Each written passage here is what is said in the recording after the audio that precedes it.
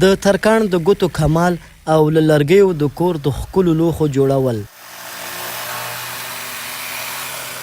په دې ځای کې ولاړ کاریګر په ډیر هنر د کونړ له لرګیو د کاله لپاره د کاریدونکو توکو په جوړولو بوخت دي.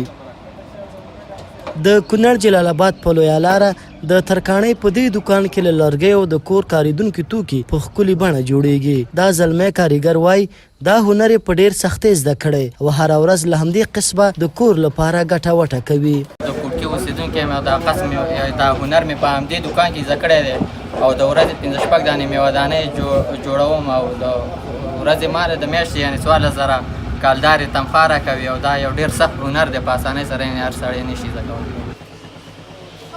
د ترکاڼۍ د دکان د مالک په خبره جوړې شوې میوهدانۍ او پتنوسونه یې ډېر پیرودونکي لري او خلک یې د ګاونډیو ولایتونو سربیره ان تر امریکا هم له ځانه سره وړي. دا مې دکان دی، نوم مې امان خان دی او دا موږ دا کار وشروع کړی. دا پتنوسونه، میزونه وغیره نور څیزونه، دا میوهدانۍ او په تیلاره باندې جلال آباد نه خلک راځي، ډېر یې خوښوي. ننګرهار نه راځي، بار ملکونو ته، امریکا، نورو ملکونو ته دې ته وړل کېږي.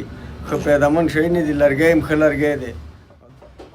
د کونړ لرګي به ډېر کله د قاچاق په ډول ګاونډیو هیوادونو ته لیږدول کېدل، خو اوس تر ډېره همدا لرګي په کور دننه استعمالیږي او ترې راغلې ګټه په خپل وطن کې پاتې کېږي. صداقت غورځنګ، مشرق ټي وي، کونړ.